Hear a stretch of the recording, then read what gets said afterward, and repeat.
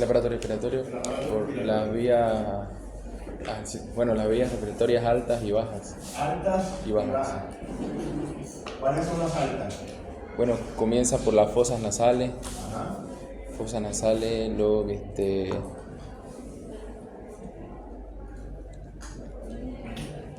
la Después ¿a dónde va? faringe, A la faringe y después tráquea, faringe y tráquea, faringe. tráquea. La tráquea ya va. Ya se baja, sí. ¿No falta algo ahí? Laringofaringe, La laringe. Después de la tráquea, vienen bronquios, luego pulmones. bronquios y los pulmones, ¿no? Sí. Primero vienen bronquios. A los bronquios y a los pulmones. A ver, desde el punto de vista semiológico, ustedes están dando semiología ya.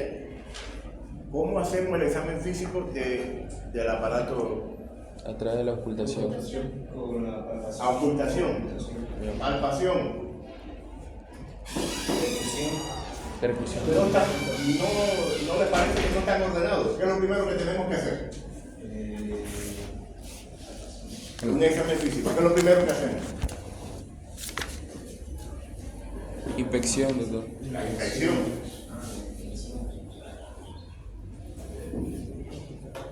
Después de la inspección, Palpación. viene la palpación. Siempre tienen que ordenarse. Después de la palpación, Percusión. No, percusión. en este caso, es la percusión, el orden sí. Y por último, la ocultación. ¿Qué uno busca en la inspección del aparato respiratorio? Pueden ser anomalías de la caja torácica. Anomalías de la caja torácica, deformidades, manchas. ¿Como cuáles?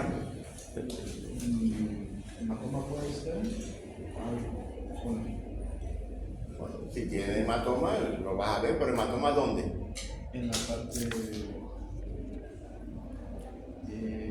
posterior. ¿En la región lumbar acá atrás? No, en la parte torácica posterior, en la parte. Y si tiene ahí hematoma, ¿qué te hace pensar eso?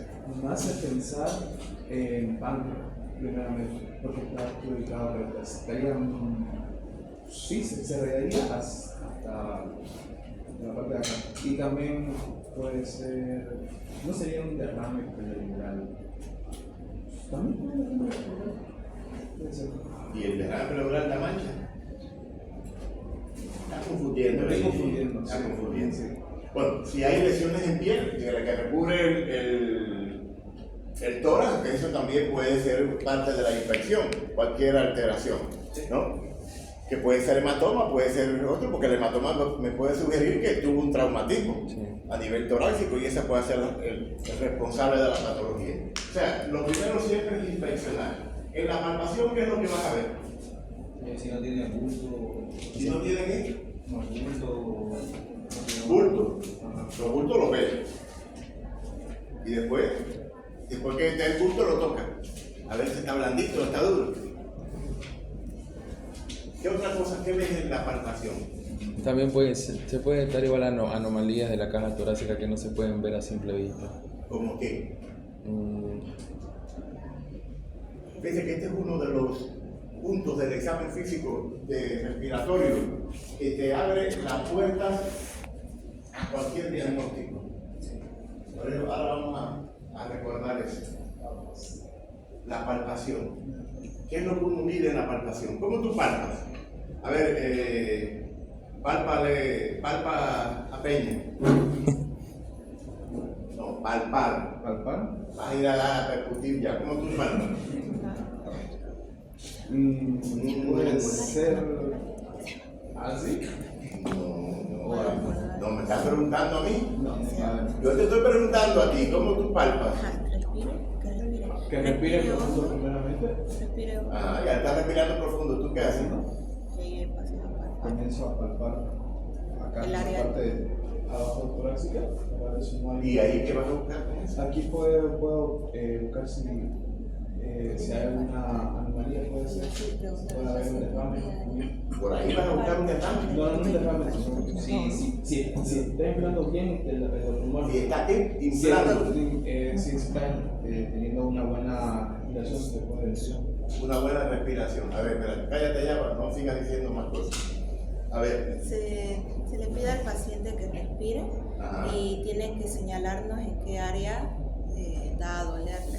Y ya por ahí recién seguir a la palpación. A ver, hazlo. A ver, ponte de pie, Peña, por favor, para que ella haga la demostración ahí. Por ejemplo, Ponte de pie. por ejemplo, se le pregunta al paciente en qué área da a dolerle, ¿no? Por ejemplo, ¿a dónde te duele? ¿Cómo pones las manos para palpar? ¿Cómo lo tocas? Palpar es tocar. Ya, por ejemplo, si te duele Ahí. acá, Lo vas a tocar, está blandito, está duro. claro.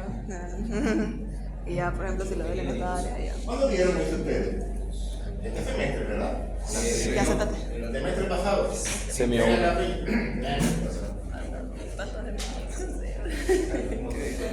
Para palpar, lo primero que hacemos es unir los dos dedos. A ver, respira. Para identificar si la expansibilidad torácica es adecuada o no. Si se mueve, si hay un hemitórax que no se expande de la manera igual o no. ¿Qué otra cosa medimos con la palpación? Quédate aquí. ¿Qué otra cosa medimos con la palpación? Puede ser la respiración por minutos.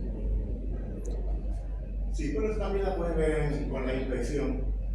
Vas mirando cuántas respiraciones por minuto, mira la frecuencia respiratoria. Generalmente uno la inspección, ¿no? O sea, la ve la inspección. ¿Qué otra cosa uno mide en la palpación? Vamos, hasta las películas. En todas las películas que sale un médico que va a examinar, hace la palpación. ¿Qué es? ¿Se puede localizar punto de dolor también? Además de la expansibilidad torácica, mide las vibraciones vocales. Le dice al paciente, diga 33. En todas las películas diga 33, dilo, 33. Las vibraciones vocales. ¿Eso no se lo dieron? Sí, eso sí. Fíjense que las vibraciones vocales es el signo que ya puede sentarte. El signo más importante del examen, para mí el más importante. No sé si está escrito en la literatura, pero para mí, así me lo enseñaron a mí. A partir de ahí, de ese signo, tú puedes llegar a cualquier diagnóstico. Porque las vibraciones vocales son como las gallinas. ¿Qué le pasa a las gallinas? La vibración. ¿Usted le ha caído atrás alguna vez una gallina? ¿Para coger una gallina? Ah, sí. Bueno, no, para agarrar la gallina, no. Claro. ¿Eh? Las gallinas corren bien, ¿verdad? Sí. Corren bien. Vuelan poco, ¿verdad? Y en el agua Chao. se ahoga. La gallina no sabe nadar. Si hay un proceso de consolidación sólido, una infección, proceso de consolidación, neumonía, bronconeumonía, eso hace que se vuelvan sólidos. Por tanto, corren bien. ¿Cómo van a estar las vibraciones vocales en un proceso inflamatorio pulmonar? Aumentadas, porque corren bien y van a sentirlas fuertes, las vibraciones vocales. Porque es un sólido que está dando, cuando dice 33, está retumbando en ese proceso neumónico. Vas a encontrar que van a estar aumentadas ahí. Si no hay un proceso de inflamación neumónico, van a ser normales. Pero cuando hay un proceso inflamatorio, van a estar aumentadas. Y ese es el primero que te guía, que por ahí está la cosa, ¿verdad? Si hay aire en neumotórax, ¿cómo van a estar? Vuelan poco. Las vibraciones vocales Disminuidas. disminuidas. Si lo que hay es el síndrome de interposición aérea, hay aire, van a estar disminuidas, no la vas a sentir. Entonces, si cuando eso ocurre en un motor de un lado, vas a sentir que de un lado está bien y del otro no está bien a la hora de hacer el examen físico de las vibraciones vocales. Y si hay líquido, el derrame que tú querías tocar por allí, no, el derrame tú no lo ves. Si hay líquido, ¿cómo van a estar las vibraciones vocales? Desaparecen. No hay, por eso fíjense, son como las gallinas, corren bien, vuelan poco y se ahogan. Dime, como dijo la primera, cuando está aumentada, es cuando hay un proceso de condensación pulmonar. ¿Cuándo son los procesos? La neumonía, sea de la causa que sea, la neumonía infecciosa, puede ser una neumonitis que es química, es lo mismo que la neumonía, pero de origen químico. Sea el origen que sea, pero cuando hay un proceso inflamatorio de condensación, siempre van a estar aumentadas. Vas a sentir que ahí, en la base o en el área que esté, vas a retumbar más las vibraciones vocales. ¿Ok? Por eso es importante inspeccionar, porque al inspeccionar vamos incluso a poder ver si hay alguna alteración, pero también si la expansibilidad del área está disminuida o no. Y la vamos a comprobar con el examen de la expansibilidad torácica. Después que medimos la expansibilidad, ahí aprovechamos y con las manos puestas en cada área paralelo medimos las vibraciones vocales. Después viene la percusión. ¿Cómo percute? Vamos, quería ahorita poner el dedo de percutir ahí. Sebastián, ¿cómo es? Así. ¿Así? Así con Eso es la puño percusión de la región lumbar, ahí. No le puedes meter un puñazo así. Bueno, sería así. No, o así. Son 4 dedos Con los dedos. y empiezas a atacar. Por los dedos. Ahí. Pero fíjate, si tú pones el dedo así, estás atravesando las costillas y siempre te va a dar mate porque este es un área. Por eso tienes que ir buscando los espacios intercostales. Sí.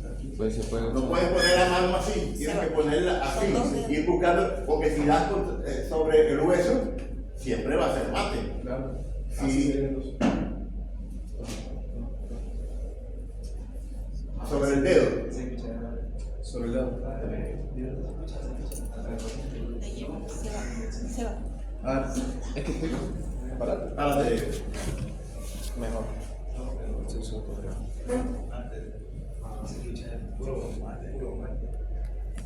Si hay, ¿qué sonido puedes sentir en la percusión? De matidez Y timpanismo. Timpanismo, ¿verdad? sí. Matidez que te está diciendo que hay. Algo sólido de atrás, ¿no? Si percute sobre el área cardíaca vas a sentir matidez, porque ahí está el corazón, ¿no? Si hay en el asmático, que hay un estado de hiperinsuflación, acuérdense que el asma, la dificultad que tiene es de qué tipo. ¿Inspiratoria o expiratoria? Inspiratoria. El asmático no puede botar. La fuerza de inspiración permite romper el bloqueo de la obstrucción de las vías y respira, entra. Pero el problema está que no puede botar y por eso aumenta, hay un estado de hiperinsuflación. Y ahí sí vas a encontrar un timpanismo característico, porque van a estar hiperinsufladas el área. Y bueno, la ocultación. ¿Qué podemos encontrar en la ocultación? Sonidos normales y anormales. ¿Cuáles son los sonidos anormales? Normales, borborismos, Ajá. borborismos, ¿qué más? Roncus, sibilancias. Ajá. ¿Y a qué se deben los roncos? Eso es fundamental que tienen que saber la semiología esa. ¿A qué se deben los roncos? ¿Por qué se producen los roncos? No. Obstrucción en las vías respiratorias, ¿Cuáles?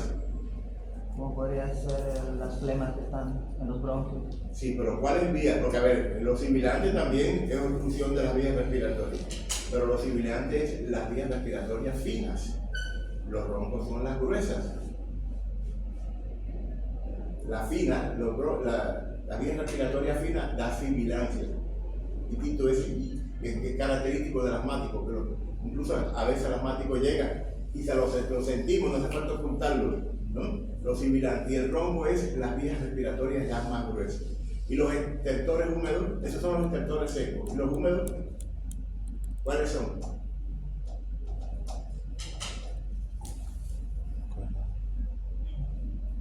¿Y cómo suenan los húmedos?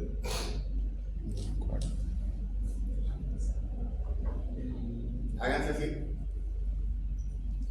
Ah, sí, el sonido de los cabellos. Está pelado, arriba, pelo de arriba. Y con los pelos. Frótense el pelo para que sientan. Eso es los crepitantes. ¿Y eso dónde se oye? ¿Dónde se oyen los crepitantes?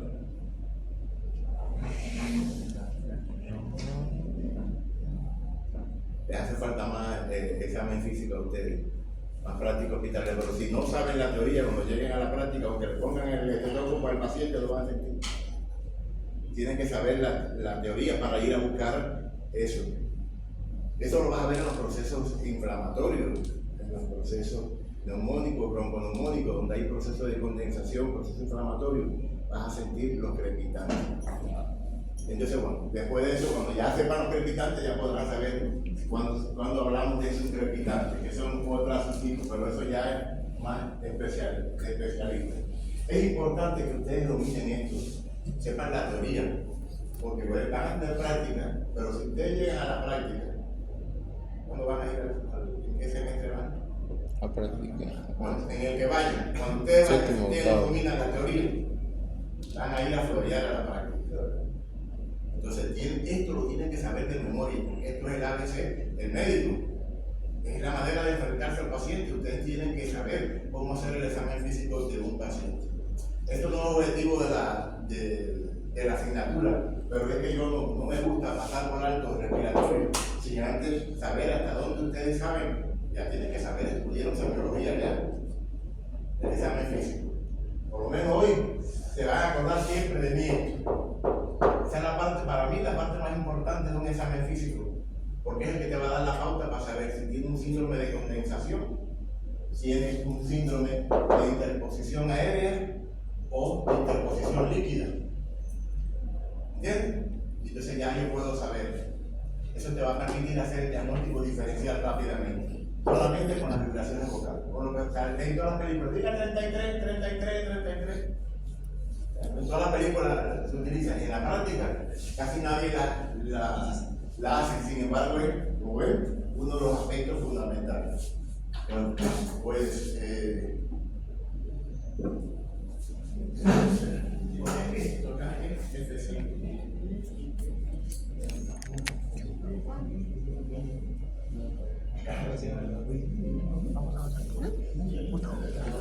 Esto es práctica. O sea, todo. Luego solo vamos a ver pulmón. la clase de hoy es clase, como les dije, vamos a dar clase teórica. Pulmón, que es la parte que no habíamos dado. Los que llegaron después y que no me ven para ver lo de la asistencia. Los objetivos de la clase. Bueno, saben que de cada patología que vayamos a hablar, tienen que saber el diagnóstico, la etiología, la patogenia, cuáles son los cambios morfológicos que se pueden esperar y el cuadro clínico de estos trastornos pulmonares. ¿Qué es lo que vamos a ver en la clase de hoy? EPOC, enfermedad pulmonar obstructiva crónica. El EPOC, como vamos a ver, está compuesto por una enfermedad caracterizada por dos componentes fundamentales, que es la bronquitis y el enfisema pulmonar. Vamos a ver también bronquiectasia, asma bronquial, neumonía, tuberculosis y cáncer de pulmón. Por lo que, como yo primera vez que doy la asignatura, pero por lo que tengo entendido que hay muchas preguntas en el cuestionario que han subido otros docentes, sobre todo de cáncer de pulmón. Se presten la atención. Y bueno, desde luego, asma bronquial y neumonía y tuberculosis, estas son del pan nuestro de cada día en la práctica clínica. Entonces, me imagino que también tienen bastante carga en el examen que ustedes van a tener. Bueno, aquí están las vías respiratorias, las que hacíamos mención anteriormente, vías respiratorias altas, vías respiratorias bajas. Es fundamental porque, bueno, las enfermedades respiratorias altas son bastante frecuentes en la práctica clínica, sobre todo son epidémicas y estacionarias, ¿no? En las épocas de lluvia, de invierno, de humedad, pues aumenta las respiratorias. Son muy frecuentes en la edad pediátrica fundamentalmente. Y bueno, ya lo que nos vamos a centrar ahora es en las vías respiratorias bajas, que son donde atacan todas estas enfermedades. Ahora, las enfermedades de las vías respiratorias tienen todas la característica de poder agravarse y llegar hasta la insuficiencia respiratoria. ¿Cuándo decimos que hay insuficiencia respiratoria? Cada vez que, acuérdense, cuando les digan el tema de insuficiencia, solamente piensen cuál es la función. O sea, no cumple la función de lo que tiene que cumplir, por eso está insuficiente. ¿Cuál es la función del aparato respiratorio? El intercambio gaseoso. El intercambio gaseoso, para que entre oxígeno Y salga dióxido de carbono. CO2. Si hay insuficiencia, quiere decir que los niveles de oxígeno en sangre van a estar bajos y los niveles de CO2 que deberían estar afuera van a estar aumentados. ¿Cómo se llama eso? No. En los niveles de oxígeno bajos, ¿cómo se llama? El oxígeno. Hipoxemia. ¿Y los niveles de CO2 elevados? No. Son términos que debemos dominar rapidísimo. Hipercapnia. Aumento de los niveles de CO2 y hipercapnia. ¿Okay? ¿Cuáles son los valores normales de la presión parcial de oxígeno?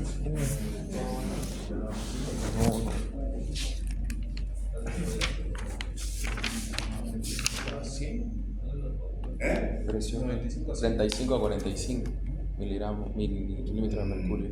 De oxígeno. Perdón. De 95 a 100. De 80 a 100. De 80 a 100. De 80 a 100. Y de CO2, 35 a 45. Es lo mismo del 735 a 745 el pH. Fácilmente aprendido. Si tengo por debajo de 80 la presión de oxígeno, ¿qué tengo? ¿Qué tengo? Hipoxemia. ¿Y si tengo por debajo de 60?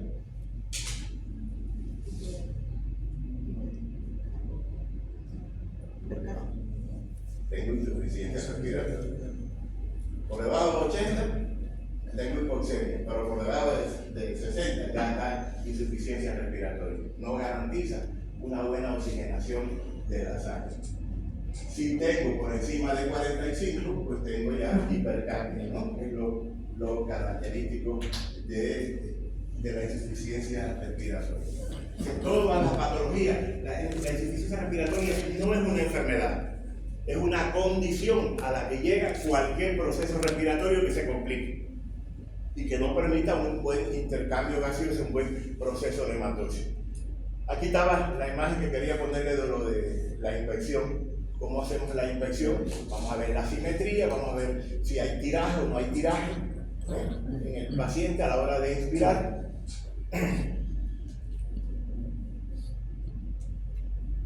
La palpación, vamos a medir la expansibilidad torácica desde toda el área, desde la parte superior hasta la base del tórax.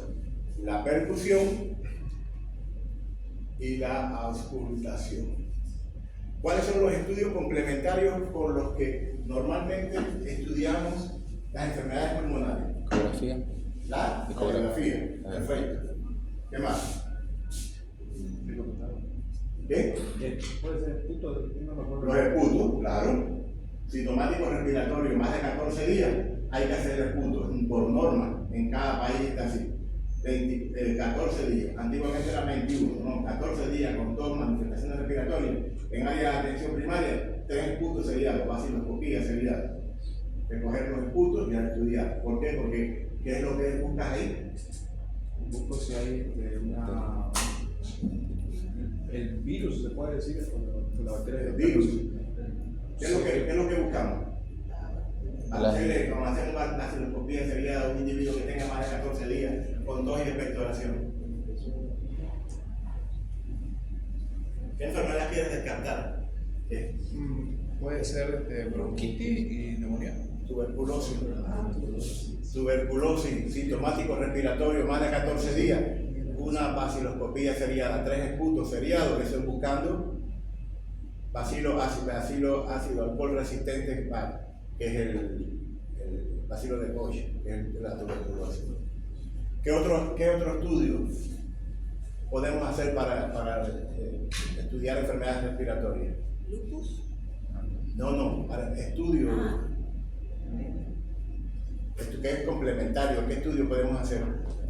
Ya dijeron radiografía, dijeron esputo, ¿qué otra cosa?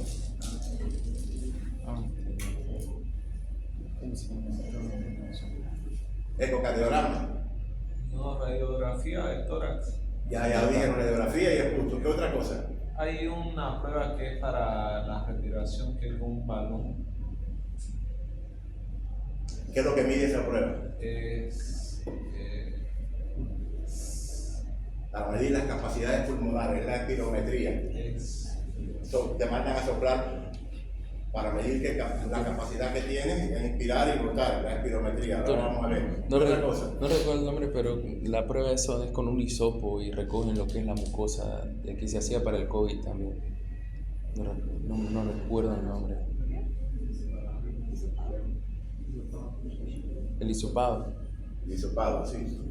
Bueno, es un estudio microbiológico de las vías respiratorias altas. Estudio microbiológico. ¿Qué otra cosa?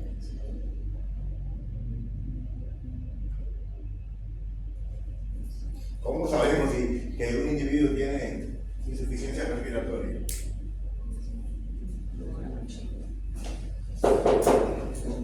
Gasometría. Gasometría. Otro más. ¿Quién da otro más y tiene un punto de evaluación? Vamos. ¿Quiénes no vinieron a la clase pasada? En la práctica pasada. Solo Sebastián. Vamos, Sebastián, uno más y ya tienes punto.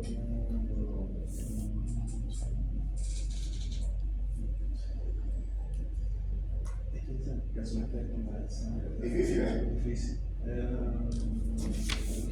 A ver, vamos a dejar otra oportunidad más adelante. Miren, la gasometría es la primera. ¿No? La gasometría es la primera. Acuérdense que ahí lo que vamos a determinar es cómo está el pH y cómo está en la presión de lo que hacen en sangre, ¿no? Acuérdense que les dije, la presión de oxígeno de 80 a 100, ¿no? Si tiene menos de 80, hipoxemia. Si menos de 60, insuficiencia respiratoria. El pH nos va a determinar si hay acidosis o alcalosis, ¿no? Y el aumento de la presión de CO2, acuérdense que hipocapnia por debajo de 35 y hipercapnia si hay acúmulos, no se puede sacar el CO2, ¿no? Si yo hiperventilo, yo le decía a ustedes, cuando yo voy al Illimani, a La Paz, que no hay oxígeno ahí arriba, nosotros hiperventilamos. Entonces, ¿qué hacemos? Botamos mucho CO2, ¿verdad? Botamos mucho CO2 y disminuye la presión de CO2. ¿Y ahí qué va a producirse? ¿Una acidosis o una alcalosis? Sí, disminuye la presión de CO2. Acuérdense que el CO2 se comporta como un ácido. Entonces, Siempre recuerden eso, el CO2 es ácido carbónico del cuerpo. Cuando usted elimina CO2 está eliminando ácido. Si elimina mucho ácido, alcalosis. tiende a producir alcalosis del cuerpo. ¿Ok? Entonces, tomen en cuenta eso. Siempre, cada vez que si esto le va a servir para evaluar los trastornos respiratorios, tomen en cuenta siempre ese detallito. El CO2 en una gasometría me va a indicar ácido. Si yo elimino mucho CO2, me va a quedar con poco ácido, por lo tanto aumenta la base. Si yo retengo CO2, estoy hipoventilando, voy reteniendo CO2, pues voy a llevar acidosis al organismo. Acuérdense que la compensación de los trastornos del equilibrio ácido-básico tienen dos vías: respiratoria, que es una compensación rápida, o renal, que es más lenta, ¿no? eso lo vemos otro día. En los estudios del líquido pleural, ahorita yo estaba loco, que por qué lo dijera, porque estaba loco buscando el derrame pleural, buscándoselo por ahí, palpando. Hay que hacer la función del líquido pleural para estudiar las características del líquido pleural. Eso es otro de los estudios que se puede hacer. Bueno, los estudios imagenológicos te dieron radiografía, pero bueno, la gama hoy es grande, tomografía, resonancia magnética, los estudios microbiológicos, que fue lo que dije, el esputo y todo esto son estudios microbiológicos. La prueba de la tuberculina, para ver si nos hemos puesto en contacto con la prueba de Mantoux, con el bacilo de la tuberculosis, es una prueba también. Los estudios endoscópicos para entrar y espiar en las vías respiratorias, y pueden ser de varios tipos, por ejemplo, la rinoscopía y la laringoscopía, que la hacen los otorrinos, entran y nos miran por dentro cómo están las vías respiratorias altas. La broncoscopía, está también la mediastinoscopía, que puede ser por vía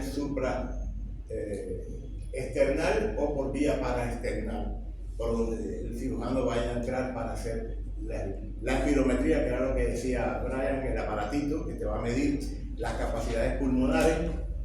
Y bueno, ¿cuáles son las enfermedades que dije que vamos a estudiar? Vamos a estudiar un grupo de enfermedades obstructivas pulmonares, y son el EPOC, que se caracteriza fundamentalmente por la combinación de estos dos elementos, el sistema pulmonar y bronquitis crónica. Vamos a estudiar asma bronquial y vamos a estudiar bronquiectasis. Es fundamental que ustedes sepan diferenciar, hacer el diagnóstico diferencial de cada una de estas patologías. Después vamos a estudiar las infecciones pulmonares, vamos a hablar sobre neumonía, sobre tuberculosis, y vamos a hablar finalmente de cáncer de pulmón, que como les dije, por lo que yo tengo entendido, dicen que hay bastante preguntas de cáncer de pulmón, sobre todo la histología de cáncer de pulmón, que van a ver que hay de células no pequeñas y de células pequeñas o microcíticas, eso tienen que saberlo diferenciar bien. Enfermedad pulmonar obstructiva crónica, una enfermedad crónica que es prevenible, es tratable, y que es lo que va a caracterizar la limitación progresiva al flujo aéreo, o sea, la dificultad. Por eso forma parte de las enfermedades obstructivas pulmonares. Que esta dificultad no es completamente reversible y siempre va a ir asociada a una respuesta inflamatoria anormal de las vías respiratorias. La causa fundamental del EPOC, ¿cuál es? El tabaquismo. Tabaquismo es la causa fundamental. Me imagino que por ahí debe estar alguna pregunta al respecto, porque hoy en día esa es el factor de riesgo fundamental del EPOC siempre es el tabaquismo, ¿no? Y bueno, afecta fundamentalmente a los pulmones, pero tiene consecuencias sistémicas. ¿Por qué? Porque acuérdense que al ser una enfermedad obstructiva, pues dificulta el intercambio gaseoso y el oxígeno es necesario para todas las células del cuerpo. Si no hay buena oxigenación, eso puede llevar a hipoxia, a trastornos a nivel sistémico, ¿no? Entonces es potencialmente mortal, una enfermedad potencialmente mortal, tiende a progresar si no se elimina la causa, sobre todo el tabaquismo, no se elimina o no tiene el paciente un buen manejo de la enfermedad, ¿no? Por eso siempre lo fundamental en el EPOC es que el paciente evite el dejar de fumar o el contacto con aquellos agentes que puedan provocar, porque a veces no fuman, pero se trata de personas que se pasan la vida entera cocinando con leña y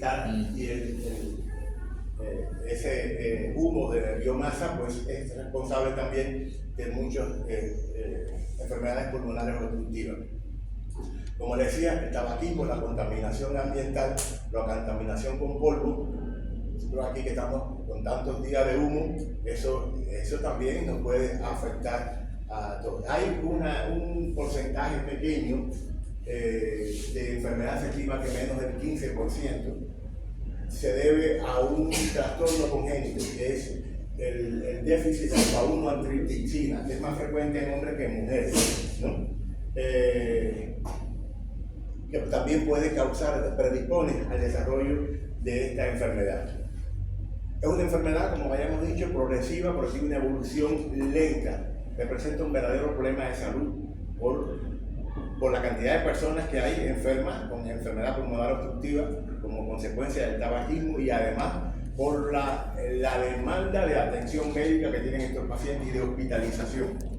los pacientes que tienen enfermedad pulmonar obstructiva crónica generalmente hacen agudizaciones de la enfermedad que requieren hospitalización y demandan tratamiento antibiótico y recursos que gasta al Estado o a los sistemas de salud. Entonces, ¿qué es lo que las dos características desde el punto de vista anatomopatológico que caracteriza al EPOS? Primero, la obstrucción del flujo aéreo de las vías aéreas, ¿no?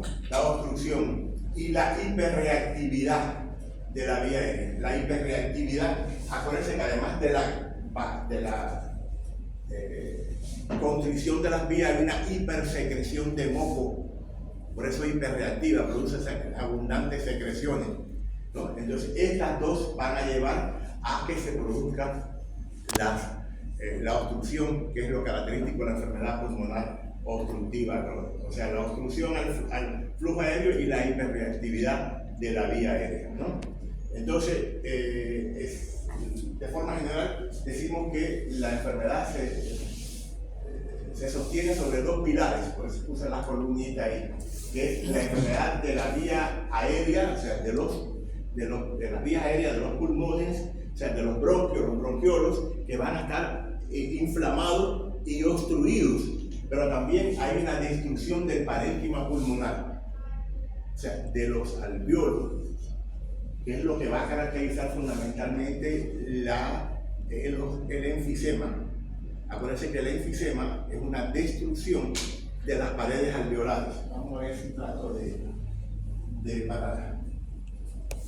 Yo soy muy mal pintor, pero bueno, son los eracinos. ¿Y qué es lo que ocurre en el enfisema? Hay una ruptura de las paredes alveolares y se forma lo que se forma la bula. Por tanto, disminuye la superficie de intercambio gaseoso. ¿Esa bula que dice el proceso de fibrosis? ¿Sería No. fibrosis o no? No, fibrosis viene después. Ah. Lo que hay es la ruptura, se rompen las paredes alveolares y entonces esto es lo que acumula aire aquí, por eso se rompió. Entonces cada una de estas bolitas que había aquí era una superficie de intercambio gaseoso. Se rompe y entonces lo que queda es esta área. Se acumula aire ahí en esa bula y se dificulta el sacar el aire en cada expiración. Se va a dar lugar a estas áreas hiperinsufladas. Y esto es lo que le llamamos destrucción del parénquima pulmonar. Y además a esto le vas a sumar la obstrucción de las vías respiratorias y la hipersecreción de moco que va a dificultar el paso, ¿no? Esas son las dos características, ¿no? Los dos pilares que sostienen es la enfermedad de la vía aérea, que es la obstrucción, y la destrucción del parénquima, que es esta ruptura de las paredes alveolares, que lo que va a hacer que disminuya la superficie de intercambio gaseoso, ¿no? Entonces, esta ruptura de las paredes alveolares es lo que va a dar lugar al enfisema, y el proceso de obstrucción de las vías aéreas es la bronquitis crónica, que es lo que va a caracterizar al EPOS. O sea, la combinación de estos dos procesos. Esto es un diagnóstico clínico, lo hacemos. El diagnóstico clínico de un paciente con bronquitis crónica es un paciente que lleva procesos de tos y expectoración de más de 3 meses, por lo menos 2 años. Eso es el criterio que aparece en los libros para diagnosticar bronquitis crónica. Pacientes que reiteradamente tienen tos y expectoración, por lo menos 3 meses en el año y por 2 años consecutivos, ya es una bronquitis crónica. Pero el diagnóstico de enfisema lo podemos sospechar, pero no, la única manera de diagnosticar realmente enfisema es en la autopsia. Solo la autopsia. Porque es un diagnóstico anatomopatológico. Porque lo que yo voy a ver es aquí en la anatomía patológica, la ruptura de estos alvéolos, y eso nada más lo voy a ver desde el punto de vista anatomopatológico. Después que hago la biopsia, lo puedo sospechar por las características clínicas del paciente, pero confirmarlo solamente a nivel de la biopsia, ¿no? Entonces, no podemos hacer el diagnóstico desde el punto de vista clínico, esto sí. Entonces, el origen del Del EPOC ya sabemos, ¿no? Fundamentalmente los factores ambientales, sobre todo el tabaquismo, aunque también hay factores genéticos, como les decía, la disminución de alfa-1 antitripsina, ¿no? Pero el tabaco es el fundamental, ¿no? Casi el 90%. Ahora, ¿cómo afecta el tabaco desde el punto de vista fisiopatológico? Bueno, el humo del tabaco es un irritante, está compuesto por, cada vez dicen que 4.000 sustancias puede tener el humo del tabaco. Estas sustancias son irritantes y van a irritar el epitelio de las vías respiratorias, ¿no? Entonces va a reaccionar con el agua y a nivel de la superficie y se va a depositar sobre ella y va a provocar una inflamación localizada crónica de las vías respiratorias. Como consecuencia de esa inflamación se va a producir posteriormente una destrucción y distorsión de este epitelio de las vías respiratorias y esto nos va a llevar a mayor proceso inflamatorio. Cuando hablamos de proceso inflamatorio, aparece que hay una respuesta del sistema inmune donde va a haber migración de las células de respuesta inflamatoria y se van a inflamar, van a migrar y van a contribuir al edema de esta membrana, ¿no? Un estrechamiento de las vías aéreas y al mismo tiempo un deterioro de su funcionamiento. Las manifestaciones clínicas, tos, expectoración, esputo, sensación de opresión en el pecho, la disnea crónica, sobre todo a los esfuerzos que tiene el paciente, la sibilancia y una característica fundamental que tienen los pacientes es la pérdida de peso. Al examen físico, generalmente cuando ya la enfermedad está avanzada encontramos tórax en tonel, que es característico de los procesos obstructivos.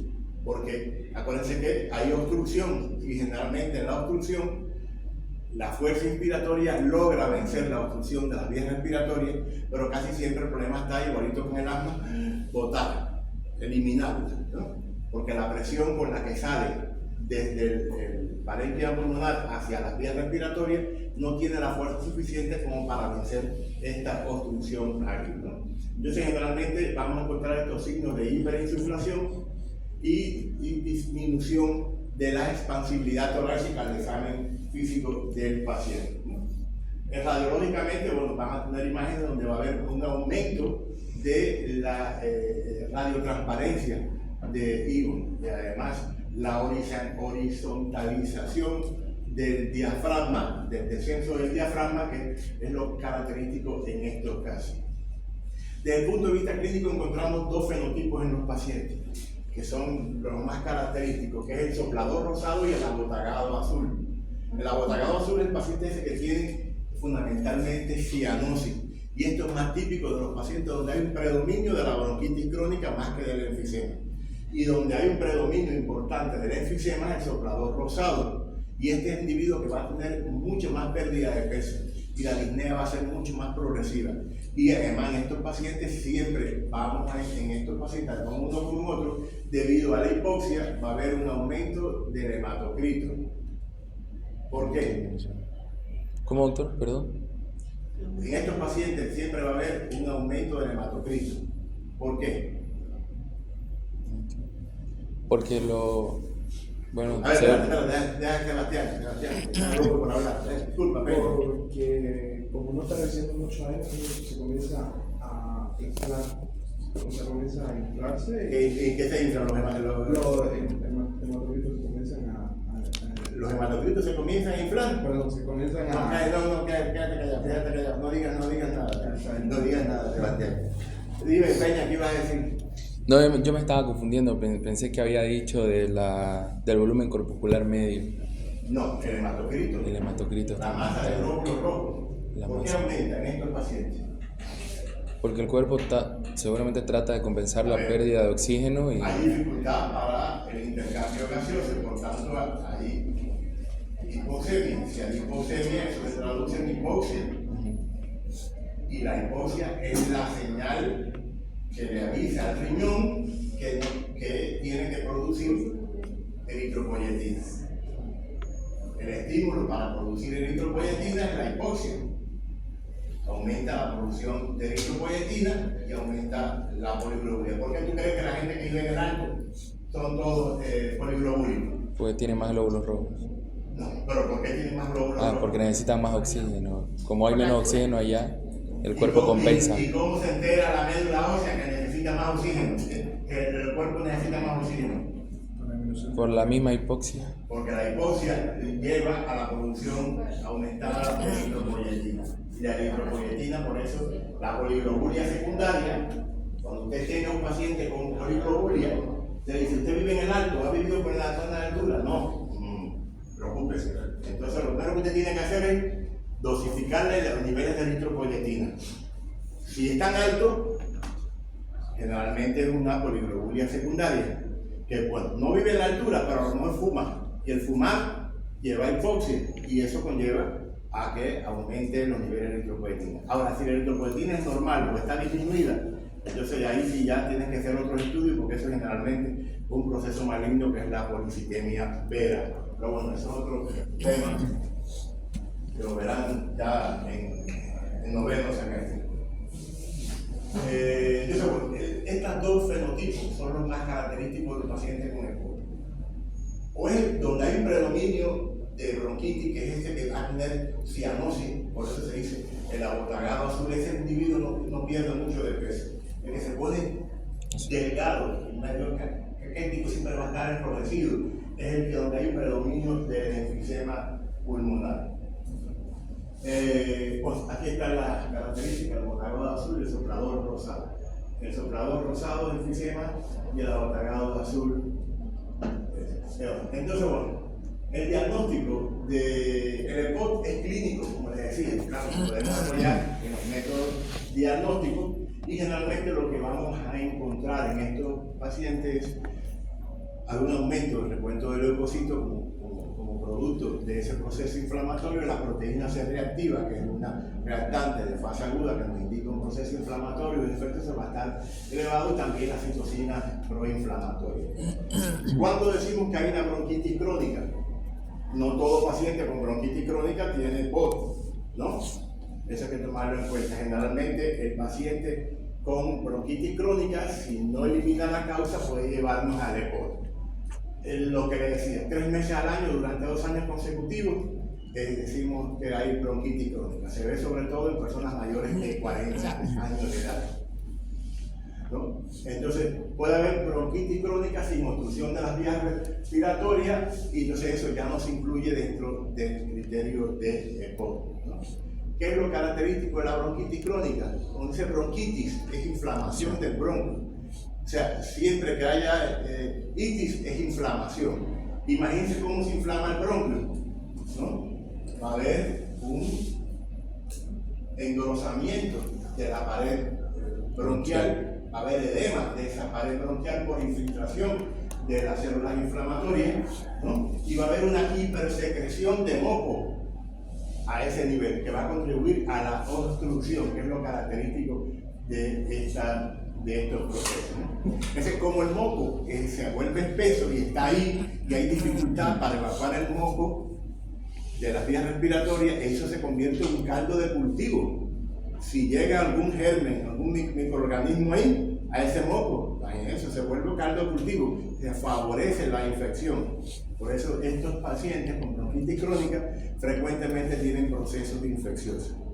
Y es por esa misma característica, dificultad para el flujo y eliminar eso. Además, el movimiento de los cilios, el movimiento de los cilios que hace que las vías ascendentes que permita sacar ese moco, pues va a estar afectado también por el mismo proceso de la mucosa bronquial, el proceso inflamatorio de la mucosa bronquial. Como les decía, el tabaquismo es la principal causa de afectación.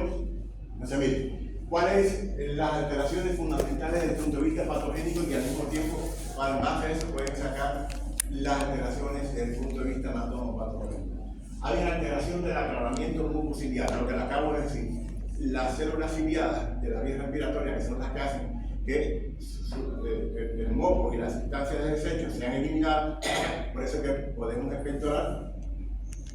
Eso va a estar afectado por el producto de la inflamación crónica, que va a provocar hiperplasia, hipertrofia de las glándulas submucosas, que aumenta la secreción, de producción de moco, y ese moco se vuelve difícil de eliminar, obstruye los bronquios y favorece la acumulación de patógenos, ¿no? Además, el daño al epitelio respiratorio reduce la eficiencia de ese movimiento ciliar. Esto es la primera alteración. La segunda, la inflamación crónica y el daño epitelial, ¿no? Esta inflamación va a exponer las capas del epitelio y facilita la entrada y el desarrollo de procesos de bacterias y virus, favorece el desarrollo de procesos infecciosos. Y además hay un acúmulo importante de células inflamatorias que va a favorecer también la colonización de bacterias. Hay cambios en la composición del moco. El moco, que normalmente tiene la capacidad de ser antibacteriano, pues deja de serlo, y además hay una disminución de la inmunidad local a nivel de la mucosa bronquial, que es uno de los aspectos fundamentales en la defensa inmunológica del sistema, que es la producción de inmunoglobulina A y la capacidad de los macrófagos de fagocitar las bacterias en estas condiciones adversas del moco espeso pues va a disminuir su acción. En cuanto al enfisema, bueno, ya sabemos que el criterio es anatomopatológico. O sea, lo podemos sospechar por las características clínicas, pero solamente en la autopsia es donde lo vamos a ver. El rasgo fundamental, acuérdense que la destrucción, ¿no?, de las áreas o de las paredes alveolares, de los conductos alveolares, y esto es lo que va a dar lugar a que se formen esas bulas que habíamos intentado dibujar ahí. La causa fundamental es el tabaquismo, como ya hemos mencionado, ¿no? Clínicamente, disnea de esfuerzo es lo característico. Hay poca tos, a diferencia de la bronquitis, que causa mucha tos. En el enfisema hay poca tos y hay escasa producción de moco. ¿Por qué? Porque el moco se queda acumulado ahí a este nivel, ¿no? Entonces por eso frecuentemente hacen procesos infecciosos y requieren con gran frecuencia antibióticos. Desde el punto de vista anatomopatológico, hay varias formas de enfisema. Está el centro acinal o centro lobulillar, el panacinal. Acuérdense que todo afecta tanto los conductos como los alveolos. Miren, el centro acinal, solamente el acino es el que va a estar afectado, fue el que casi quise dibujar aquí. El centro acinal, el pan lobular o pan lobulillar o pan acinal, es todo, las vías respiratorias y el acino pulmonar, todos van a estar afectados. Existen otros, que es el acinal distal y el irregular, ¿no? En el centro lobulillar fundamentalmente va a afectar las regiones superiores y posteriores de los pulmones, ¿sí? Y la característica fundamental es la dilatación y cicatrización de los bronquiolos y alveolos alrededor, ¿no? Entonces, bueno, aquí tienes algunas características del enfisema centroacinal, que es el más frecuente en la práctica clínica. Casi el 85% de lo, pero bueno, como le vuelvo a repetir, esto es desde el punto de vista anatomopatológico, cuando hacemos la biopsia, que podemos identificar el tipo de enfisema. No existen pruebas radiológicas que nos permitan identificar esto del paciente. ¿Cuáles son las características anatomopatológicas del EPOC? Bueno, los cambios van a variar, es la combinación de enfisema con bronquitis y pueden variar según el estadio de la enfermedad. Pero fundamentalmente, acuérdense que hay destrucción de las paredes alveolares, que es lo que va a llevar el enfisema, aumento de tamaño de los espacios aéreos, producto de esta destrucción, hay pérdida de las fibras elásticas, hay inflamación y remoción de células, sobre todo presencia de células inflamatorias, macrófagos, neutrófilos. Siempre que hay inflamación crónica, acuérdense que siempre hay linfocitos, macrófagos y además neutrófilos. Las neutrófilos son las células inflamatorias de los procesos agudos, ¿no? Pero macrófagos y linfocitos están fundamentalmente en los procesos crónicos. En cuanto a la bronquitis crónica, acuérdense que siempre hay una hiperplasia de las glándulas mucosas, hay una inflamación crónica de la mucosa, hay una destrucción del epitelio respiratorio por la misma inflamación, hay una fibrosis que se produce posteriormente. Acuérdense que el proceso de fibrosis es secundario, es como parte de el proceso de reparación, que tiene un proceso inflamatorio. Todo proceso inflamatorio va seguido de un proceso de reparación. Y en ese proceso de reparación aparece la fibrosis, la activación de los fibroblastos que va a llevar a fibrosis. Entonces, esta fibrosis siempre va a acompañar a los procesos inflamatorios crónicos, ¿no? Y bueno, la obstrucción de las vías respiratorias es otro proceso.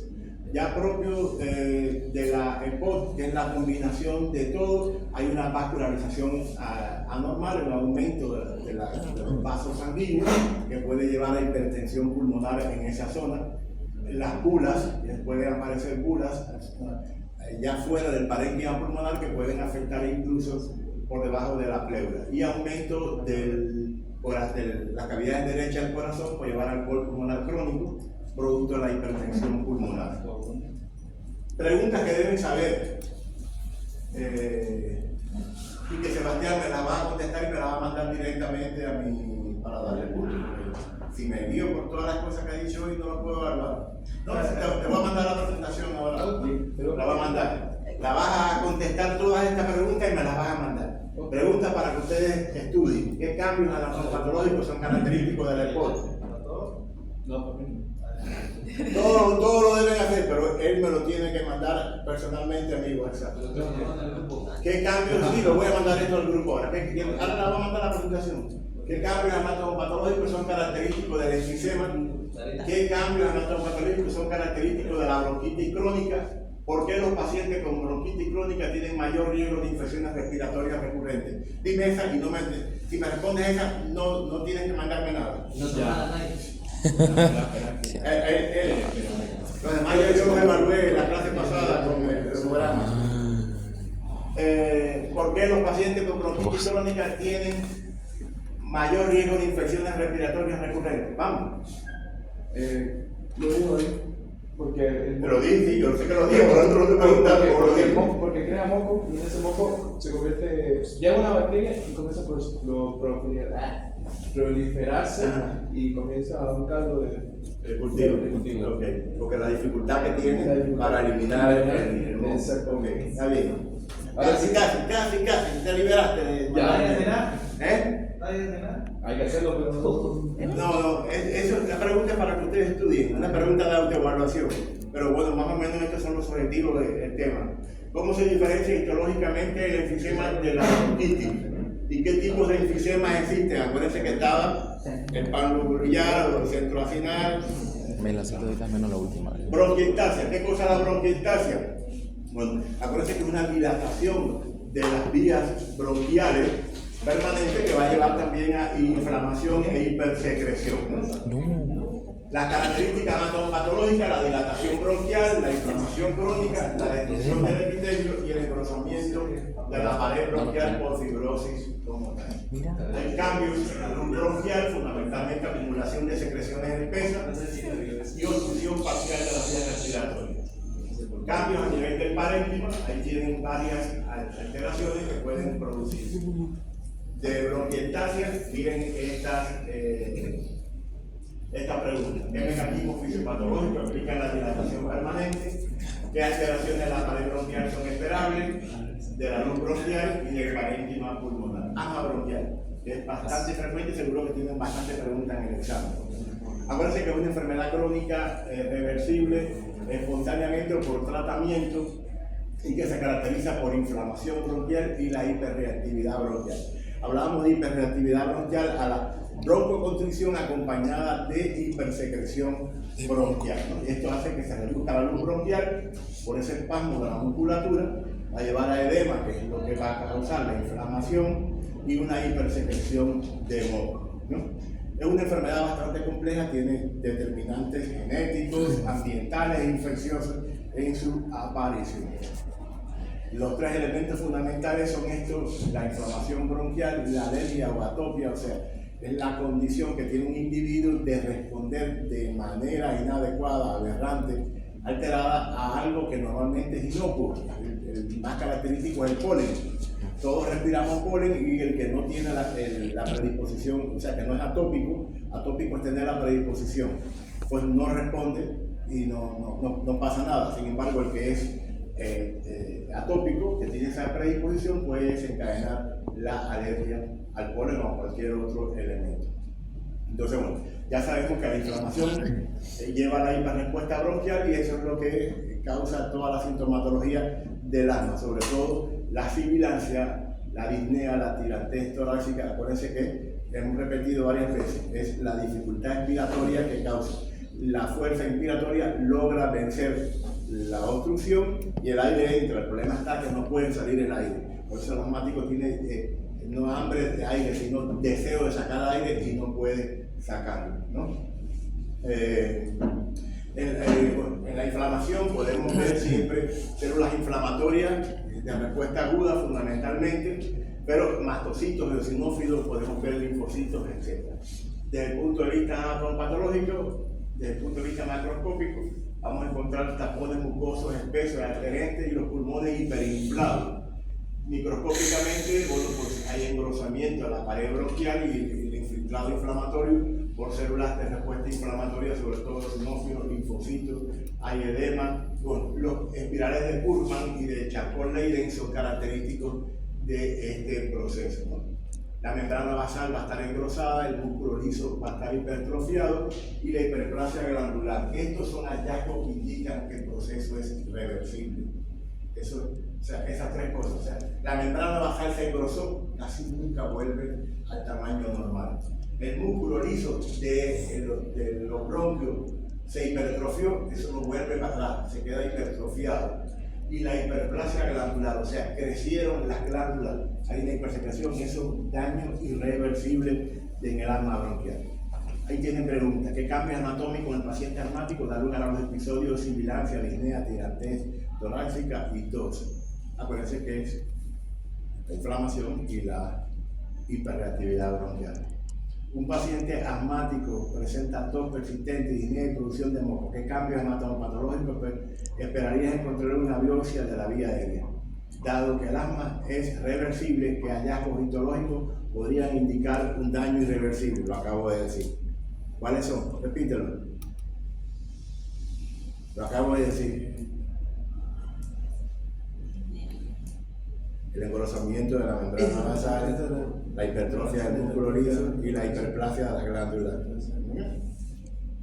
Neumonía. La neumonía ya saben que es un proceso infeccioso de parénquima pulmonar que abarca las vías respiratorias terminales, los espacios alveolares y el intersticio, ¿no? El 90% de los casos se debe a microorganismos patógenos. En el 10% de los casos se debe a agentes químicos. O sea, si yo hago una broncoaspiración de jugo gástrico porque tengo enfermedad de reflujo gastroesofágico, ese químico que llega al pulmón me va a provocar una inflamación, ¿no? Es química, pero eso, y eso ve sobre todo en los recién nacidos que hacen broncoaspiración, no se llama neumonía, se llama neumonitis. La diferencia entre neumonía y neumonitis es que la neumonía es por microorganismos y la neumonitis es química. Nunca se olviden de eso, ¿no? Sobre todo cuando va a derrota por pediatría, siempre le preguntan eso. La neumonía es el resultado de la proliferación de los microorganismos a nivel alveolar, ¿no? Y eso, por tanto, va a llevar a infiltrado inflamatorio, que es lo que denominan la consolidación, y es lo que hace que después esa consolidación es lo que hace que las vibraciones vocales corran bien, porque es sólido, ¿no? Va a haber bastante exudado inflamatorio, y bueno, eso como consecuencia, como ahí se acaba, de provocar hipoxemia y hiperventilación, y la hiperventilación pues, va a llevar a una alta dosis respiratoria en estos pacientes fundamentalmente.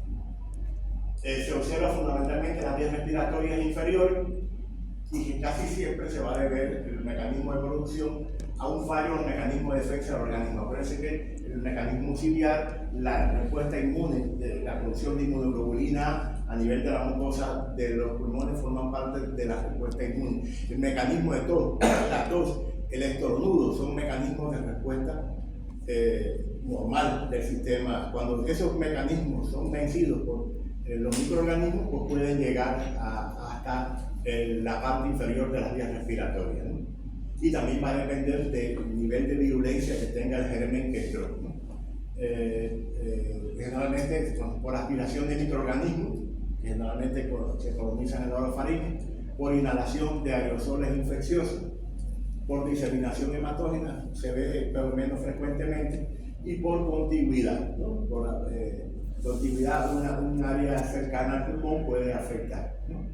Pues aquí hay una diferencia, esto es bastante frecuente, sobre todo después en medicina interna lo van a tener, sobre neumonía lobar y bronconeumonía. Cuando decimos que es una y cuando es otra, aquí tienen un cuadrito eso. Bueno, las características de la neumonía, bueno, fundamentalmente va a depender del tipo de agente, de la respuesta del huésped del organismo y de la gravedad del ataque. Generalmente la infección puede tener diferentes patrones: patrón lobar o alveolar, lobulillar o intersticial, ¿no? Entonces, bueno, hay algunas características de la neumonía lobar, que es la que se forma en bloque. La intersticial generalmente es la bronconeumonía. Bueno, en todo proceso, esta diapositiva es importante, todo proceso neumónico atraviesa por 4 etapas. 4 etapas. Y estas 4 etapas son: la primera, de congestión; la segunda, de hepatización roja; la tercera, hepatización gris; y por último, resolución. En la congestión, bueno, va a haber una vasodilatación, exudado seroso, rico en bacterias, y los pulmones se van a hacer pesados y enrojecidos. Ya en la hepatización roja hay una infiltración de eritrocitos, neutrófilos y fibrina a nivel de los alveolos. El pulmón se vuelve rojo, ¿no? Firme, y tiene un aspecto similar al hígado. La hepatización gris, que es alrededor del cuarto al sexto día, hay una destrucción de esos eritrocitos y bueno, persiste la fibrina, los leucocitos, y el tejido pulmonar adquiere ese color gris. Ya después viene el proceso de resolución, donde es reabsorbido por los macrófagos y los pulmones van recuperando la estructura normal. Ahí tienen los dos aspectos, la fase que caracteriza la progresión típica de la neumonía, y de la fase mencionar una característica al medio: tuberculosis. La tuberculosis, ya sabemos, es una enfermedad granulomatosa que es producida por el bacilo de Koch, ¿no? Que es una enfermedad que afecta a toda la economía, pero más frecuentemente a nivel de los pulmones, pero es una enfermedad sistémica, puede afectar a varios órganos del organismo. Lo característico es la formación de granulomas a nivel de los tejidos comprometidos, y estos granulomas van a tener la característica de tener una necrosis gaseosa en su interior, en el centro, que es lo característico de la tuberculosis. Se puede dividir en varias fases desde el punto de vista clínico, incluso anatomopatológico. Primaria, la primoinfección que se le denomina; la postprimaria o secundaria; y la progresiva, que es cuando ya hay afectación importante del organismo. Les dejo esa grafiquita que es muy interesante. Ay, caramba, esto no cambia. Bueno, aquí están las características fundamentales. De la primaria, la presencia del complejo de Gone, el granuloma con la necrosis gaseosa y la linfadenitis a su alrededor. La secundaria son los granulomas, también la necrosis gaseosa, la cavitación y la fibrosis que se va a observar. En la tuberculosis primaria, como ya dijimos, el complejo de Gone y el complejo de Rackel, ¿no? Que ya la forma cicatrizada del complejo de Gone se le llama complejo de Rackel. En la secundaria o postprimaria, fundamentalmente lo que va a caracterizar son las cavernas, la fibrosis, la calcificación y los granulomas gaseosos. Va a haber cambios importantes en el parénquima pulmonar. Puede haber una destrucción del tejido pulmonar a medida que avanza la enfermedad. Se puede formar bronquiectasia y un proceso de cicatrización. La complicación de la tuberculosis biliar, que es la invasión, la diseminación hematógena y afectación de varios órganos del organismo. El empiema tuberculoso es la formación como especie de un absceso y ya se abre al espacio pleural. El fibrotórax y la hemoptisis, que cuando hay una destrucción importante de los vasos sanguíneos en las cavernas, producen el sangrado respiratorio. Algunos aspectos que tienen que tomar en cuenta de del tema. Características de la tuberculosis primaria y secundaria que cambian en el parénquima pulmonar se pueden observar en la tuberculosis avanzada y qué complicaciones anatomopatológicas puede producir la tuberculosis. Cáncer de pulmón. Cáncer de pulmón. Bueno, una enfermedad oncoproliferativa, pero que afecta directamente al pulmón. ¿Qué es enfermedad oncoproliferativa? Es una proliferación descontrolada de las células anormales de los tejidos del pulmón. Lo que resulta en la formación de tumores malignos. Este cáncer puede originarse en cualquier estructura de la vía respiratoria. Bronquio, bronquiolo, alveolo o la pleura. Puede ser originario de ahí, pero muchas veces metastásico de otro órgano del cuerpo, metástizo y afectó al pulmón, ¿no? Entonces era con bastante frecuencia. Acuérdense que la circulación venosa de recorrido del cuerpo llega al pulmón para oxigenarse. Y en esa afluencia de la circulación venosa pueden ir células metastásicas, células cancerígenas, que pueden llegar a implantarse a nivel del pulmón y ahí dar lugar a la metástasis, ¿no? Hoy en día el cáncer de pulmón es una de las principales causas de muerte, lamentablemente. ¿Por qué? Porque casi siempre se diagnostica tardíamente, por eso tiene una alta mortalidad. Existen factores exógenos y factores endógenos como cualquier otro proceso cancerígeno. Los factores carcinógenos son aquellos que provocan inicialmente la mutación, las radiaciones, etc. Y los promotores son aquellos que favorecen el crecimiento excesivo del cáncer. Existen varios factores de riesgo importantes, pero siempre el hábito de fumar está en la primera escala. Por eso es que es considerado el principal carcinógeno humano, ¿no? El proceso del cáncer ya saben que es igual que el otro proceso del cáncer. La célula normal se transforma en una célula tumoral y eso va a dar lugar al crecimiento de las células tumorales a nivel del tejido. Existen dos tipos de cáncer, que esto es una de las cosas que más me preguntan. El cáncer de células no pequeñas, el 85%, o sea, de células no pequeñas, y el 15% de células pequeñas o microcíticas. Ahora, en este existen varias variedades, ¿no? Hay algunas características que tienen estas células. Primero, las células no pequeñas tienen una respuesta desfavorable a la quimioterapia convencional. Es el más frecuente. No responde a la quimioterapia. La cirugía es potencialmente curativa en dependencia del área de localización y el tiempo que haya sido diagnosticado. Y puede lograrse un control local con radioterapia. Ahora, estas células no pequeñas se dividen en tres tipos. El carcinoma de células escamosas, cerca de un 25%, el adenocarcinoma, el más frecuente, 40%, y el carcinoma de células grandes, alrededor de un 10% de los pulmones. Después está el de células pequeñas, microcíticos, ¿no? Que si es susceptible a la poliquimioterapia, responde bastante bien a la quimioterapia. Pero sin embargo no se benefician mucho de la cirugía y de la radioterapia, porque generalmente está muy extendido cuando ya se diagnostica. Es una enfermedad, como decía, mortal, porque cada vez que se diagnostica es porque ya está de manera tardía, por eso tiene un pronóstico desfavorable. Las manifestaciones clínicas van a depender del tipo de tumor, del crecimiento que tanto haya invadido estructuras adyacentes, ganglios linfáticos, si ha provocado metástasis, etc., ¿no?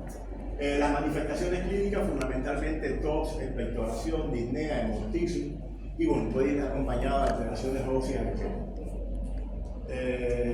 Las características desde el punto de vista anatomopatológico también van a depender del tipo histológico, de la extensión, del comportamiento del tumor, pero las tres cosas características desde el punto de vista anatomopatológico es la inflamación, la fibrosis y las complicaciones graves que puede tener en los pacientes. Los cambios generales en cáncer de pulmón, la proliferación anormal y desorganizada de células epiteliales en la vía respiratoria, la infiltración tumoral, la fibrosis peritumoral, la necrosis, que puede haber la invasión vascular y linfática, el derrame pleural que puede ocasionar y aquí algunas características ya propiamente de cada tipo histológico. El de células no pequeñas, generalmente se va, o que es el escamoso, va a haber metaplasia escamosa, que es una de las características, por eso se le llama también carcinoma escamoso. La queratinización o perlas córneas se pone como si fuera la piel de pescado, como si fueran con escamas duras, queratinizadas. Los puentes intercelulares también. El adenocarcinoma, bueno, pues es una característica que predomina en zonas periféricas del pulmón, casi nunca en el centro. Hay una proliferación glandular o acinar. Hay producción de moco, de mucina al interior del tumor, produce moco, es una de las características fundamentales del adenocarcinoma. El de células grandes, bueno, pues son células grandes, indiferenciadas, no tienen rasgos de escamoso como el carcinoma escamoso, ni glandulares como el adenocarcinoma. Este tiende a crecer rápidamente y tiende a producir mayor cantidad de metástasis. El de células pequeñas generalmente surge en las vías centrales, además, a diferencia del adenocarcinoma que es periférico, este en las vías centrales.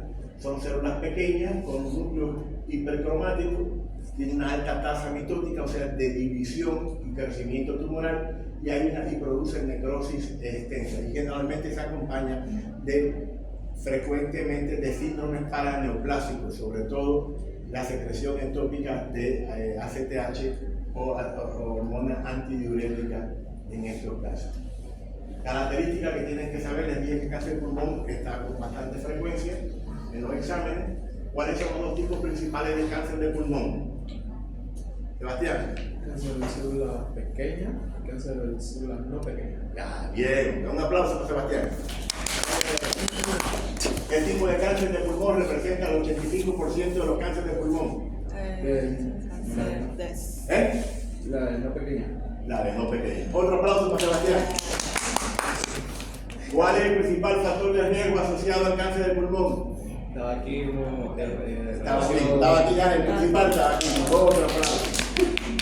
Menciona una característica anatomopatológica del cáncer de pulmón de células pequeñas. El último que acabamos de ver.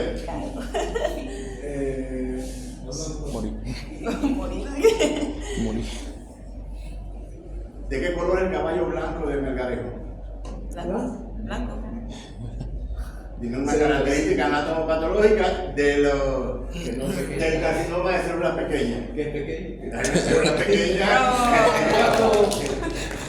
Y tiene una alta tasa mitótica. Del carcinoma epidermoide, acuérdense que es el escamoso, se produce escamas, la queratinización.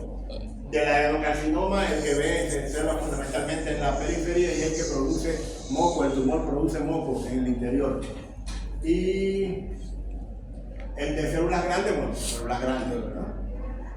Crece mucho y además produce metástasis con gran facilidad. ¿Qué tipo de cáncer de pulmón a menudo se asocia con manifestaciones paraneoplásicas?